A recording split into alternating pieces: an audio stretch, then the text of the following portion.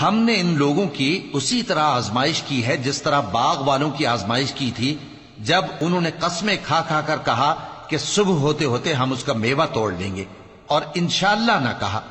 سو وہ ابھی سو ہی رہے تھے کہ تمہارے پروردگار کی طرف سے راتوں رات اس پر ایک آفت پھر گئی، تو وہ ایسا ہو گیا جیسے کٹی ہوئی کھیتی۔ پھر جب صبح ہوئی تو وہ لوگ ایک دوسرے کو پکارنے لگے کہ اگر تم کو کاٹنا ہے تو اپنی کھیتی پر سویرے ہی جا پہنچو۔ سو وہ چل پڑے اور آپس میں چپکے کہتے جاتے تھے کہ آج وہاں تمہارے پاس کوئی فقیر نہ آنے پائے، اور کوشش کے ساتھ سویرے ہی جا پہنچے، گویا پیداوار پر قادر ہیں۔ پھر جب انہوں نے باغ کو دیکھا تو ویران، کہنے لگے کہ ہم رستہ بھول گئے ہیں، نہیں بلکہ ہم بے نصیب ہو گئے۔ ایک جو ان میں سمجھدار تھا بولا، کیا میں نے تم سے نہیں کہا تھا کہ تم تسبیح کیوں نہیں کرتے؟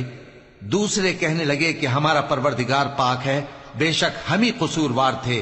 پھر لگے ایک دوسرے کی طرف رخ کر کے ملامت کرنے، کہنے لگے ہائے شامت، ہم ہی حد سے بڑھ گئے تھے، امید ہے کہ ہمارا پروردگار اس کے بدلے میں ہمیں اس سے بہتر باغ عنایت کرے، ہم اپنے پروردگار کی طرف رجوع کرتے ہیں۔ دیکھو عذاب یوں ہوتا ہے، اور آخرت کا عذاب سب سے بڑھ کر ہوگا، کاش یہ لوگ جانتے ہوتے۔